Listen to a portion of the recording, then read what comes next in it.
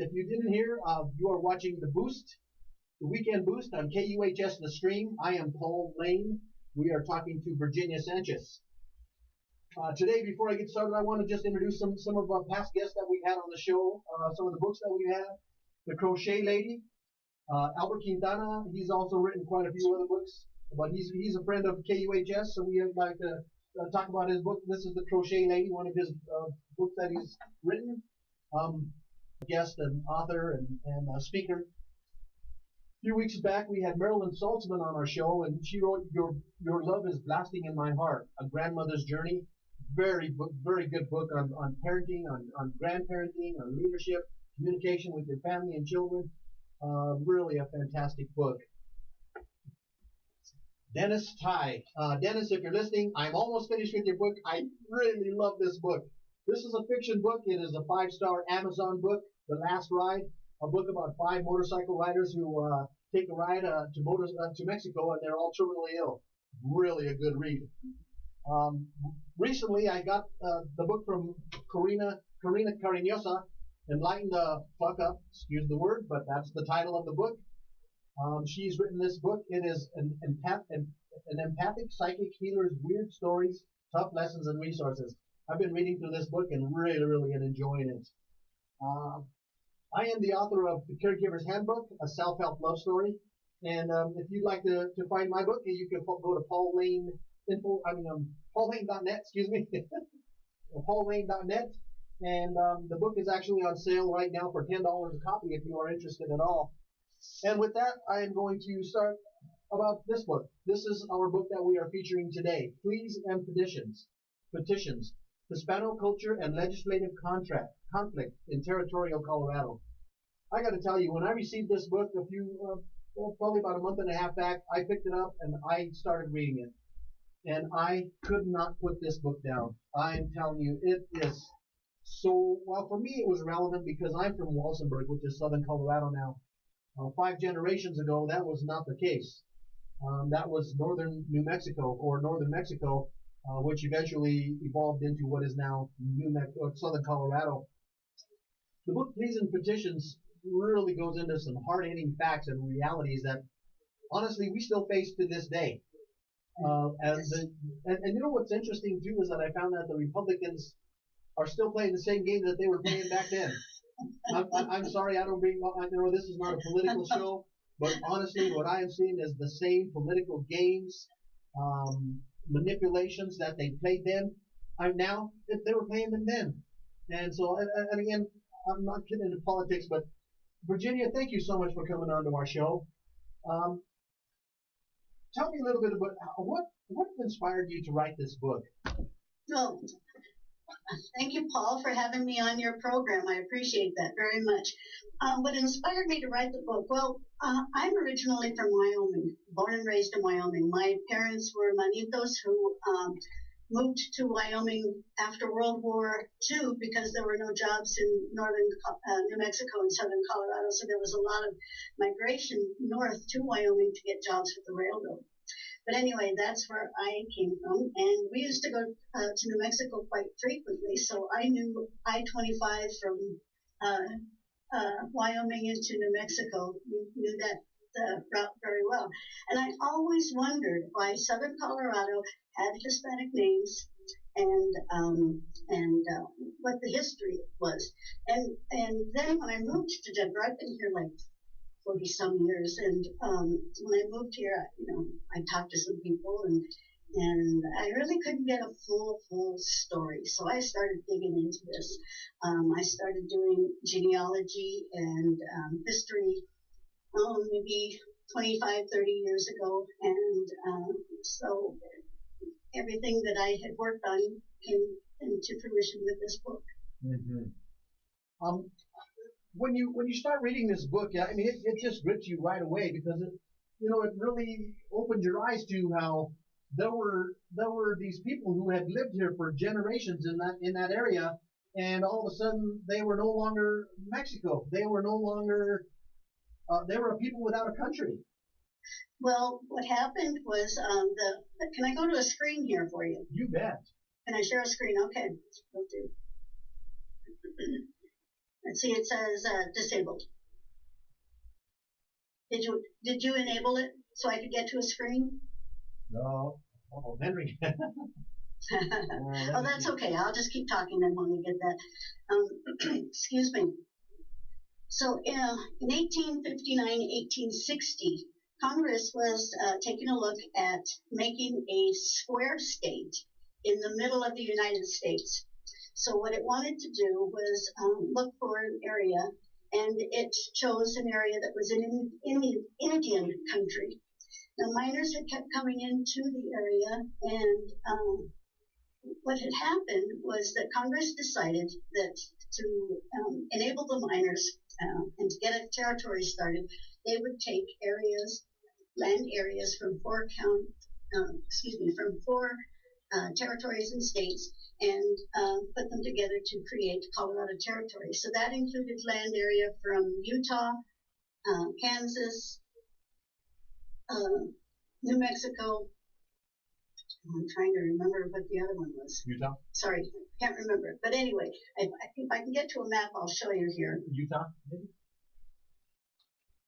No, still disabled.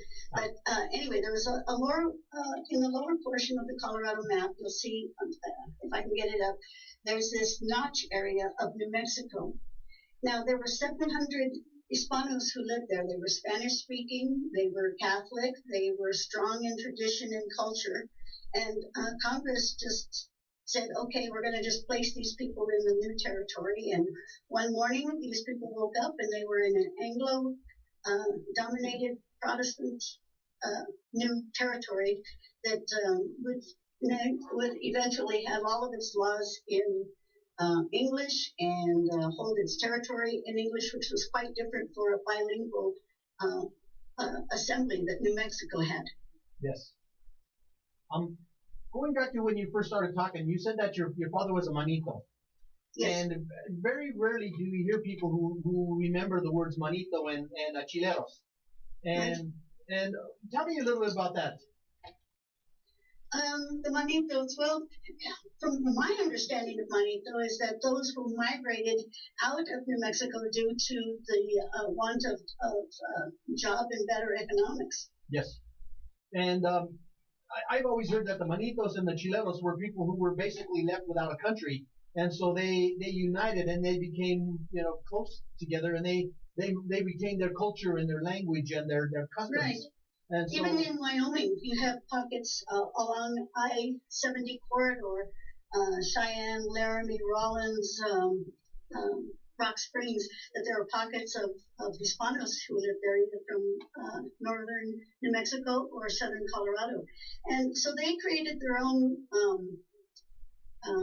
societies within their communities so that they could still enjoy their culture, their music, their language, their religion.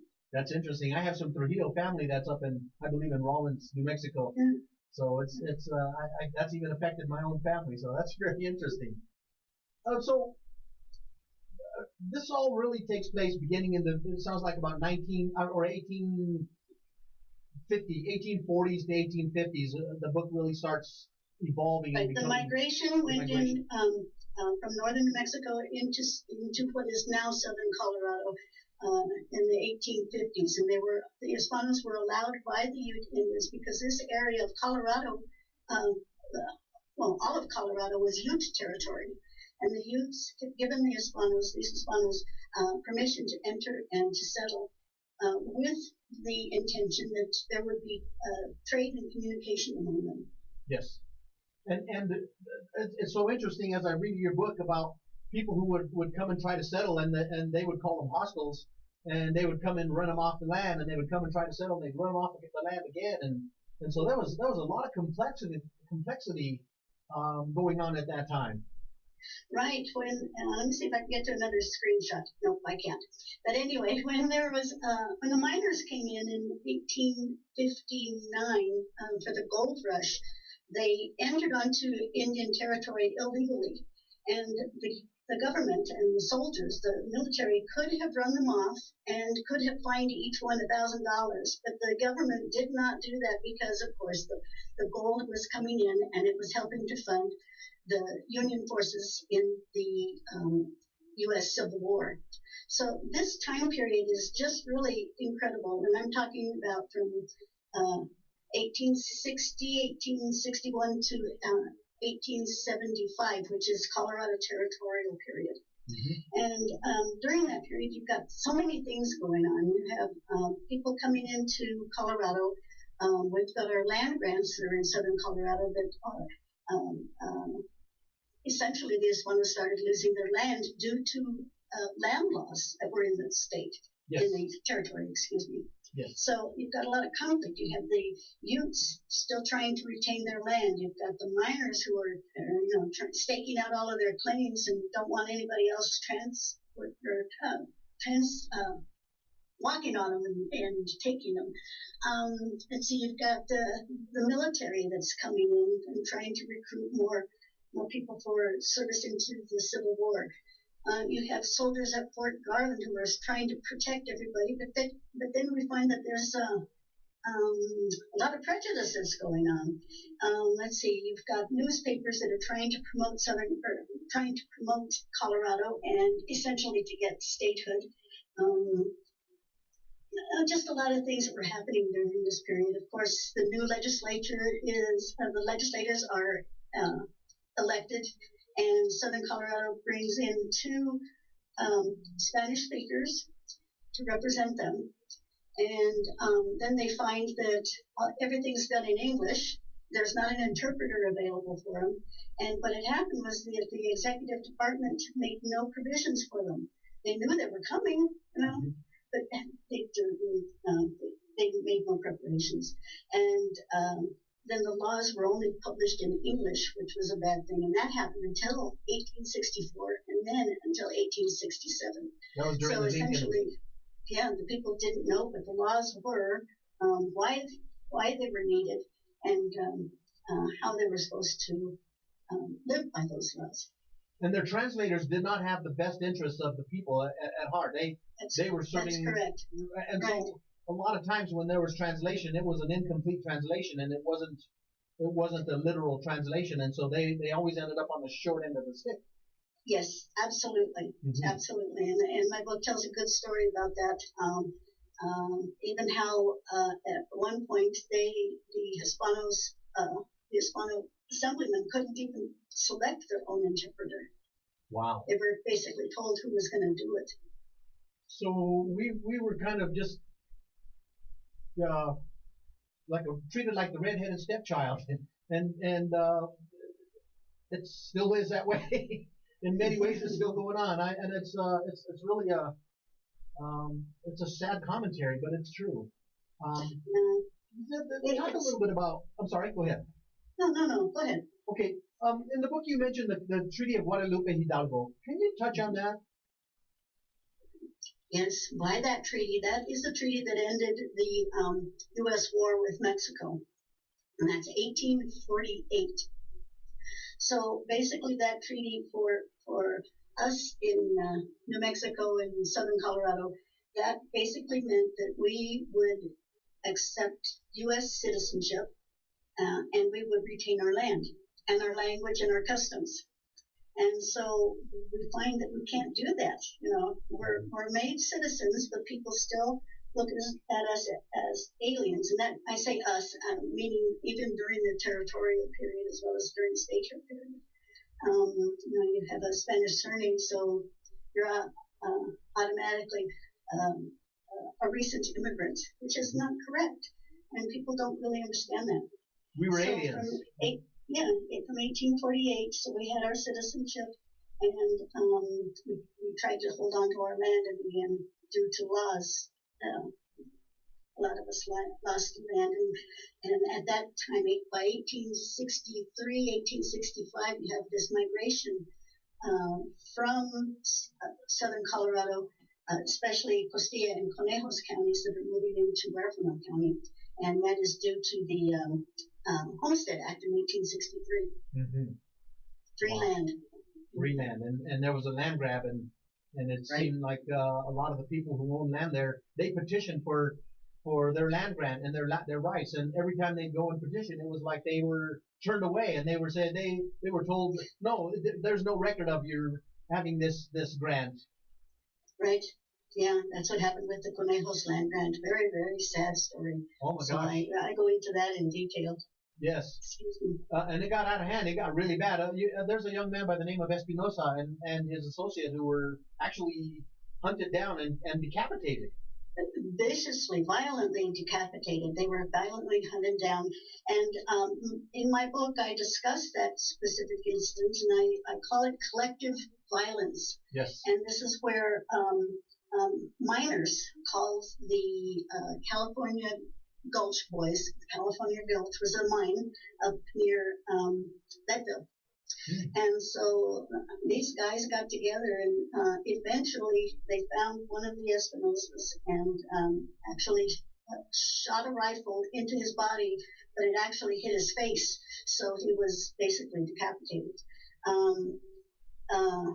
And I go into why all of this discomfort was occurring between the people, and all of the other activities that were happening at the time.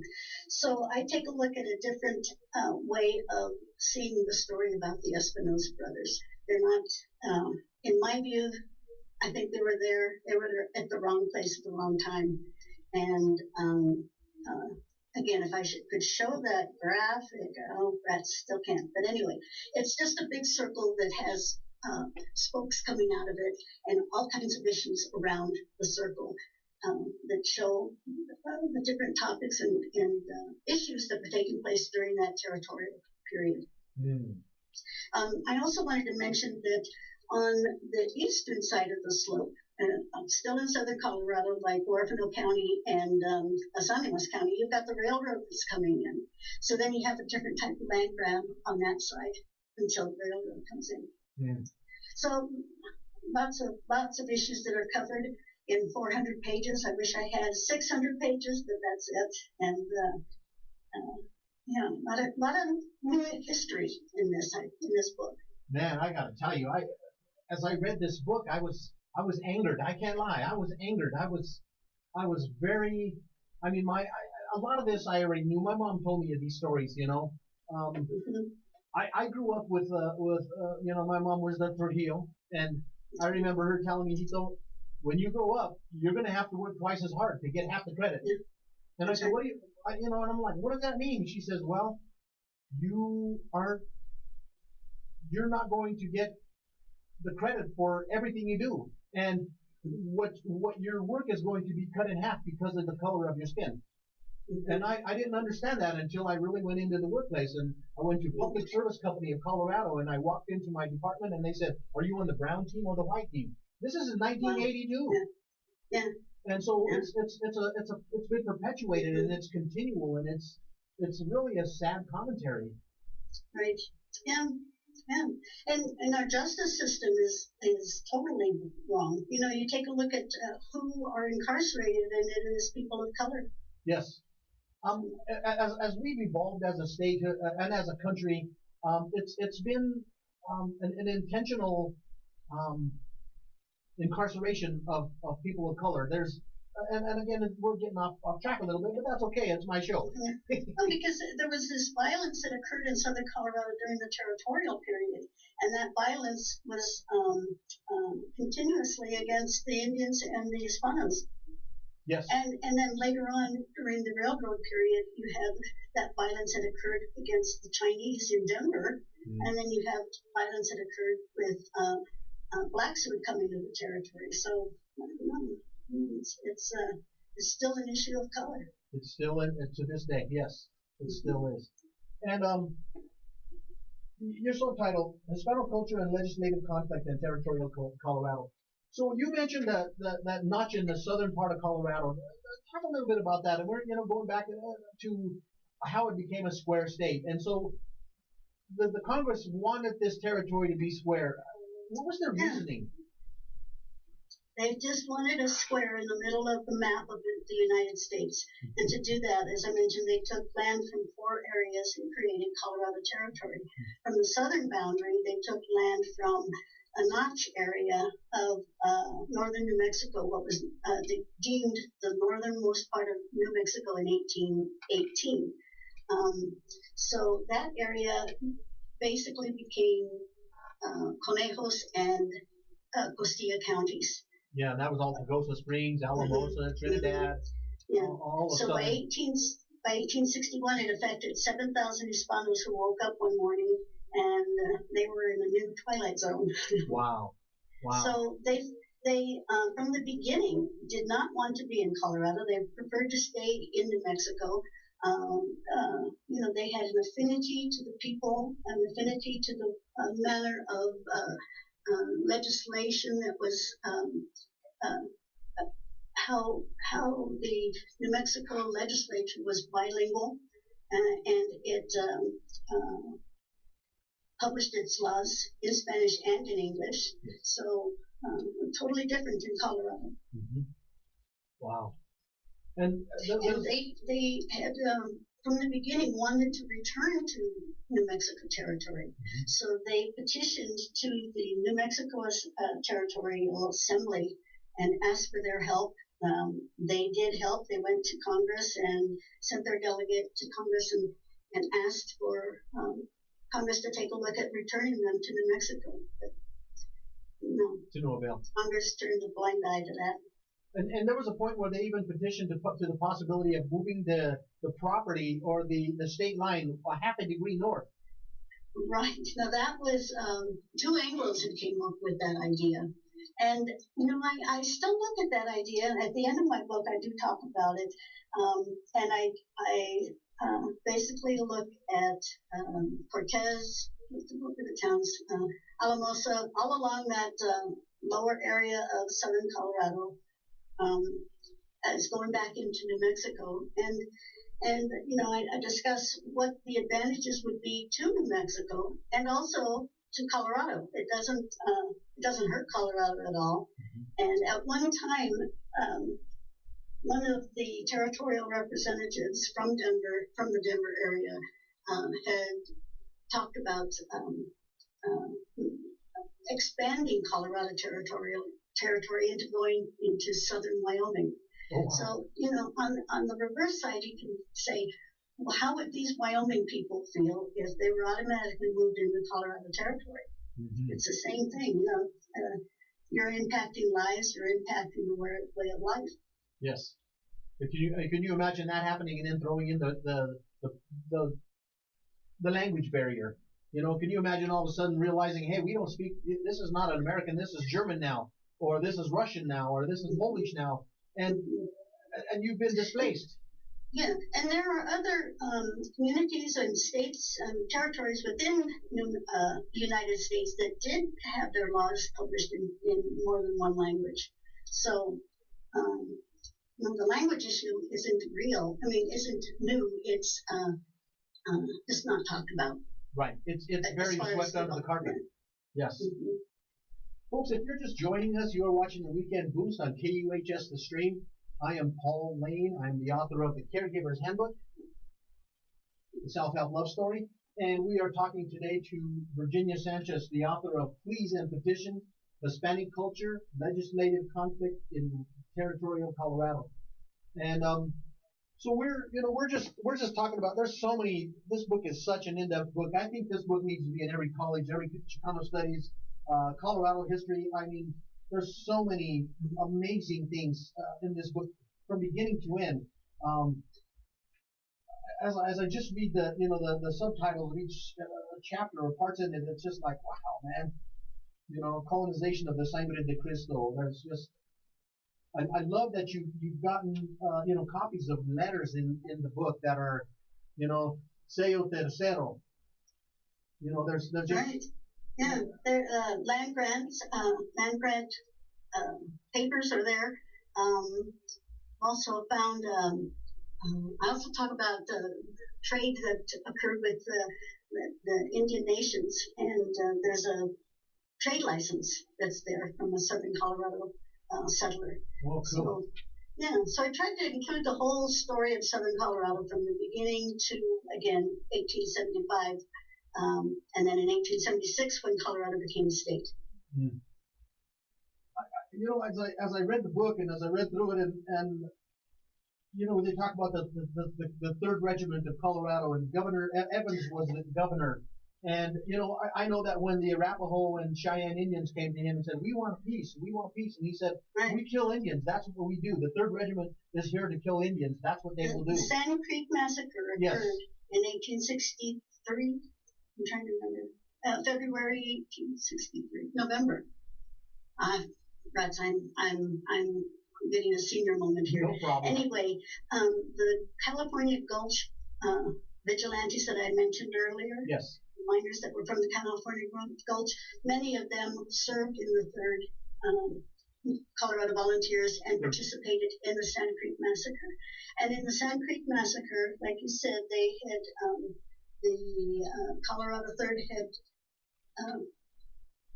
killed many Arapaho and Cheyenne, peaceful Arapaho and Cheyenne, and then they took body parts into Denver and showed the body parts off. That was just horrible. Yeah. So horrible. Yeah, I read Dee Brown's book. My mind just drew a blank. Burying My Heart at Wounded Knee. When I first was exposed to this, and how they took body parts and ears and fingers, and took children from their pregnant mother's womb. And I mean, it was a very violent time. Yeah, they did not even treat them as humans, and and then they came back, and we like you in the book you talk about, we have streets named after and parks named after Evans and Sheridan and Grant, and Southern Colorado is forgotten. It's forgotten. Mm-hmm. Yep. Mm-hmm. And it's so funny when you go there. And I think Denver really needs to remember that. Denver needs to know this. Yes. Mm-hmm.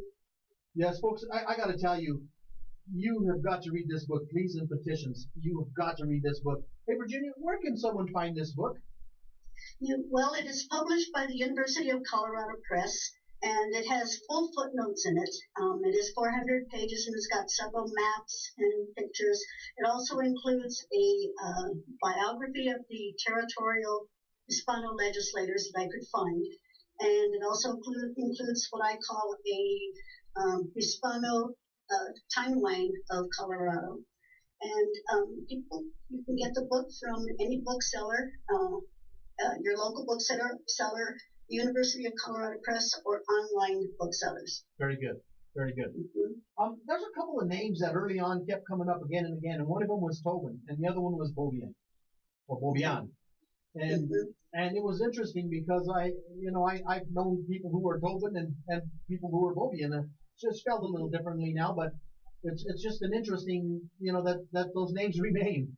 That's not just history. Those ancestors are still here. Yeah, their descendants are around, and it's a wonderful history. You talk about Bobian was actually associated with the Bents at Fort Brent. Bent's Fort over in that would be George and all of these mountain men guys. George Bent and his brothers, and then you find that there's a history there with the Taos Massacre in 1847. Which is something we don't even know about. Yeah. So all of that history plays together with the same players. It's very interesting. Yes. And those players do end up in Colorado. And they keep coming up again and again and again. And, after the Espinosa brothers were murdered and decapitated, Tobin came and took care of their family after their death. I mean, he had some remorse, which was surprising because there didn't seem to be a lot of remorse in this time. I know, it's very strange, and apparently when he buried Felipe and a nephew, Vicente, Tobin didn't tell anybody where he buried them. So the Espinosa family didn't have a place to grieve. They couldn't see the burial, the grave. They couldn't visit the grave. And another interesting point for that family is that they could not have a burial service for them because during that time, Catholic priests could not do a service for a body that was not intact. Oh my goodness. Yeah, that's a traditionalism. Mm-hmm. There was a page, and I'm not, I can't think of it right offhand, but it listed anyone who was associated with these Espinosa brothers, whether they were a friend, an associate, they were killed, they were hanged, they were shot, they were murdered. again No and again and question, again. right? No questions, no jury. Just they were the jury. They were the executioner. They did everything without any justice, without any retribution. And it's just like there was free reign. It was an open season on Latino people. No, they were the majority, and they thought they could make the rules. Yes. And so there were a lot of manipulations. Yeah. Well, one thing I wanted to mention is that I hope my book inspires some young people to get into public service and to run for offices and just, take a look at what the sacrifices were that these legislators, these early Hispano legislators, had gone through. Absolutely. I got to tell you, I was very fortunate. I was mentored by Polly Baca. She was the first Hispanic legislator in the state of Colorado, and the first female. And I went through a program called the Visiones Leadership Program. It was a multicultural leadership program, and it opened my eyes to a lot of what we're talking about today, and it really made me very aware. And it is important, it is important for us to know who our legislators are. It is important for us to become active in our communities. That's right. As a result of my experience with Polly Baca, I became the president of my neighborhood association. I was involved in community service and, whatever I could do. And I mean, I've since wandered from that, but I think that young people need to wake up. They need to become more politically aware, involved in process. I was just looking at a page and it was lack of due process. There was no due process. If you had a family member who was killed, there was no justice. There was no support. There was no protection. The youngest person that I had found who was hung by a vigilante group was 13 years old, and his name was Donaciano Sanchez. Very sad, but again, he wasn't brought to trial. They took him away from the jail and they hung him. Unbelievable. I just. And this is associated with Otto Mears, the road builder into the mountains of Colorado. Really? Yeah. Oh my gosh. Yeah. So again, all of those important names that come about in Colorado that intertwine with some Hispanic history is very interesting. It is. I learned so much. And I'm really grateful. My mother-in-law had started me on this trek with an acequia ledger, an irrigation ditch ledger that I actually talk about in my first book, Forgotten Cucharas. And so from that, it expanded into the Western Territories, which included Costilla and Conejos County, and which ultimately led to this book, Pleas and Petitions. Wow. I don't care what page I turn to. I mean, I read and it's like, holy cow, this can't be real. This is unbelievable. I find it almost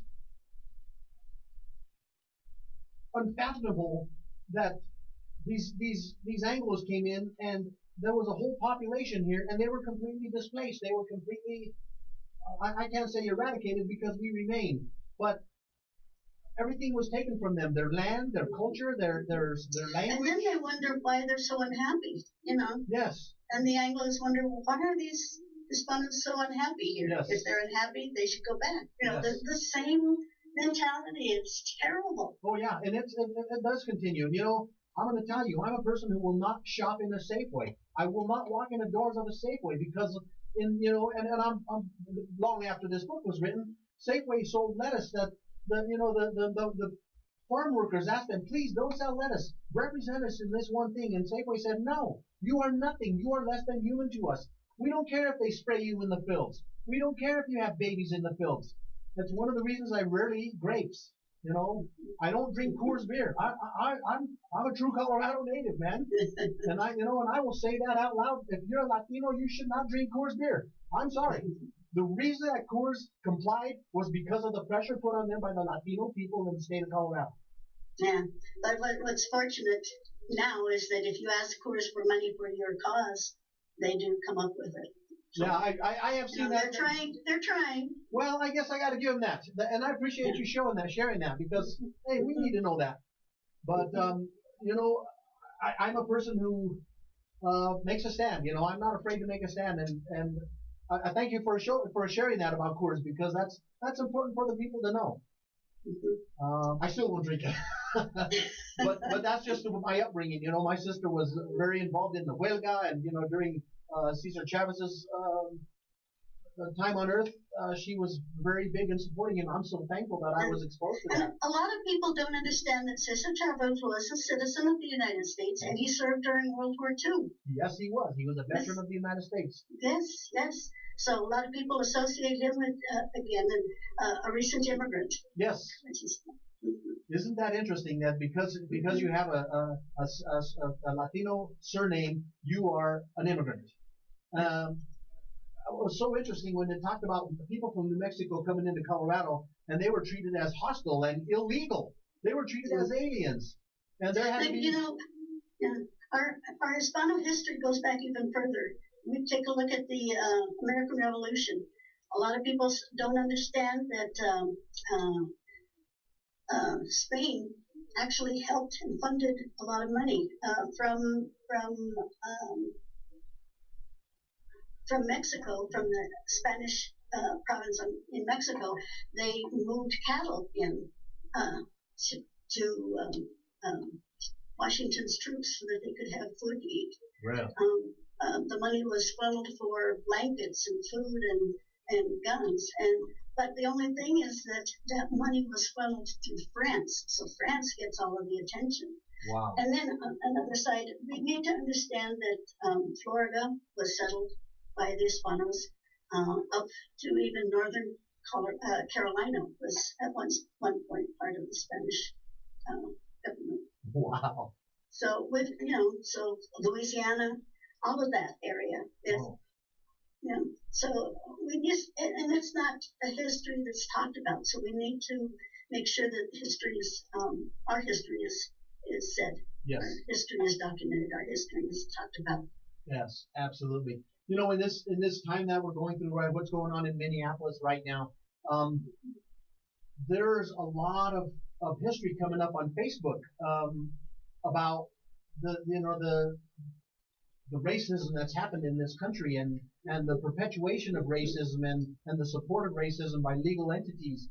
And right now we're in a really difficult place, because America is standing up. Not just African American people, white people are standing up, and they're saying no more.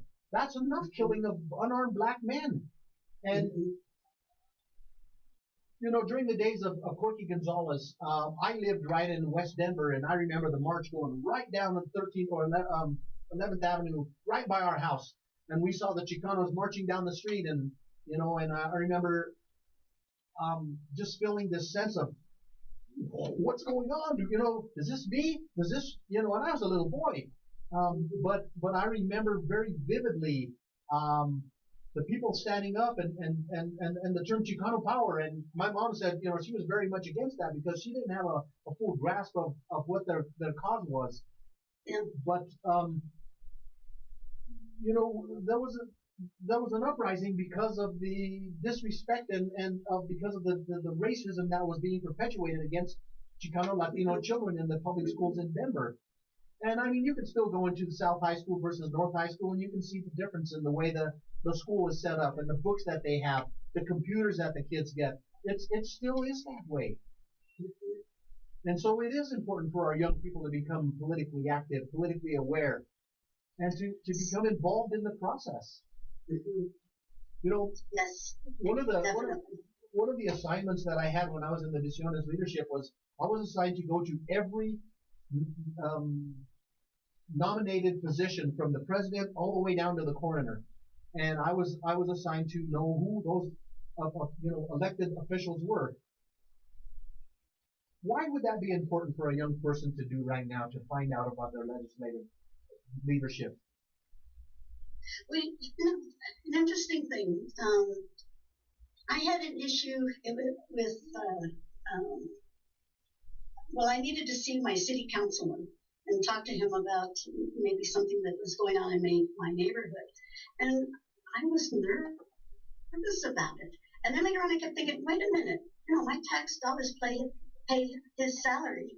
So I did. That changed my frame of mind. So when I went in there to talk about it, I was able to, relax and just communicate with him and not feel like he was above me, that kind of thing. Mm-hmm. So we have to remember that these representatives, these city council representatives, our legislators, our Congress people who work for us. Yes. And they have to remember that too. Yes, that's what they, all the way up to the top.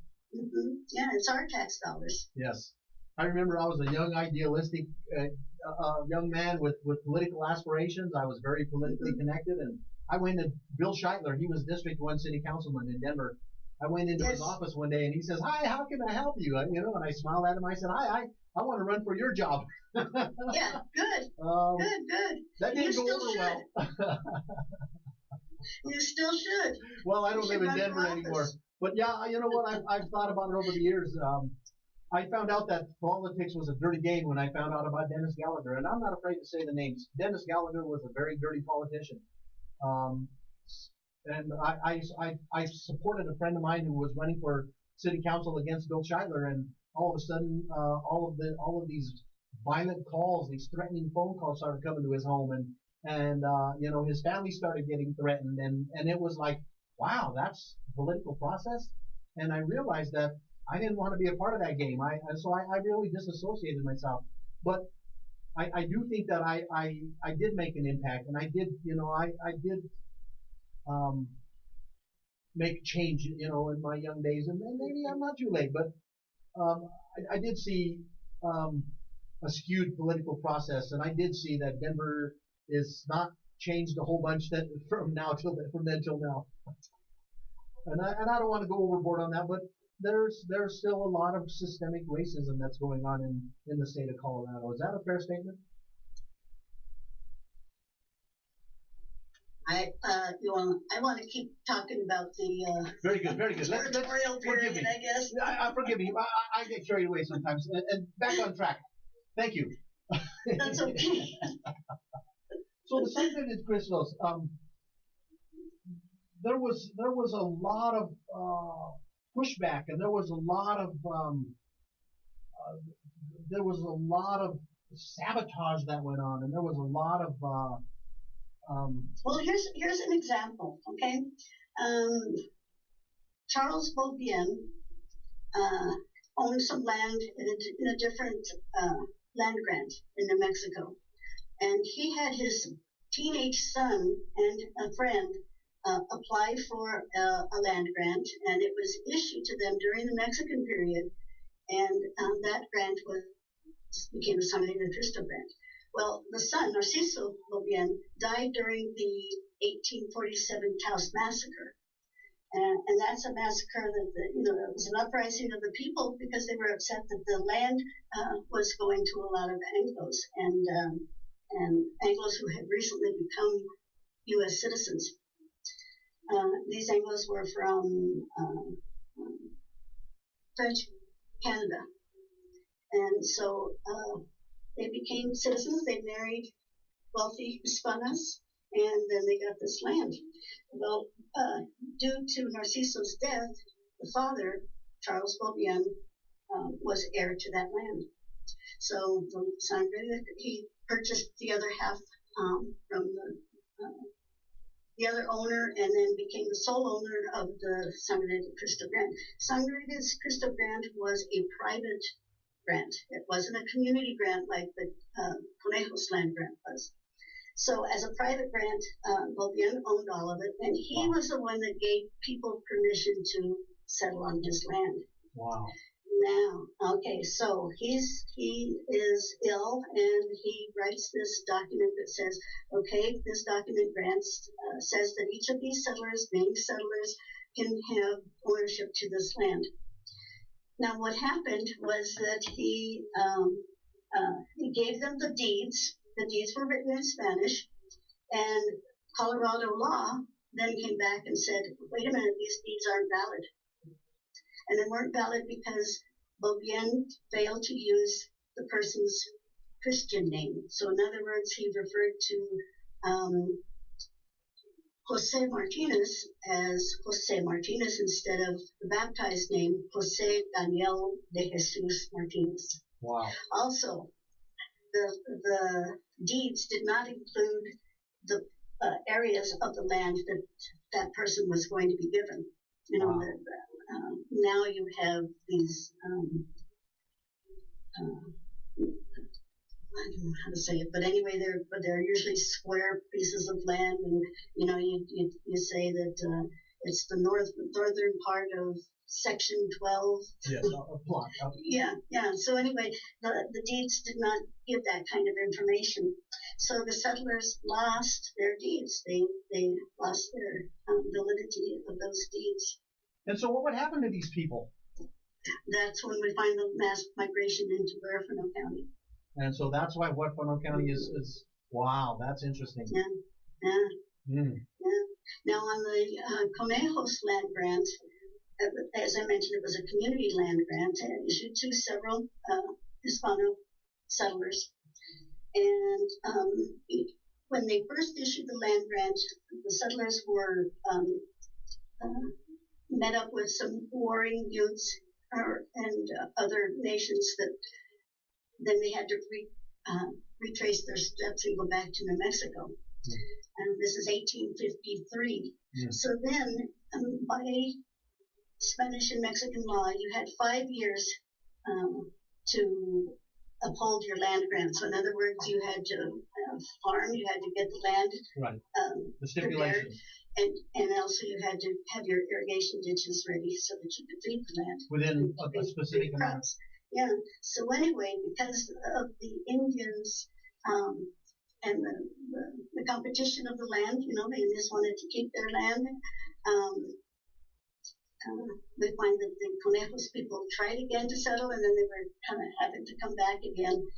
And that Conejos land grant actually was contested up until the statehood period. And it's a bigger story than I can present right now. But anyway, that's a sad story. Some people lost their land there too. Wow. You know, I was going to go into detail about some things, but I better stop because you can read it in my book. Oh man, I was reading a little bit about the term America First. America First is not a new term. No. In fact, it's very old, and it's very and you know, it sounds good in theory. I mean, in name, but not in theory. No. Yeah. I was reading a little bit about that. I was reading about the society. Let me just see. SPMDTU, and that was the Sociedad Protección. The protection of the Society for the Mutual Protection of United Workers. Right. And now the Hispanos found that they needed a support group that could help them either when people were in dire need.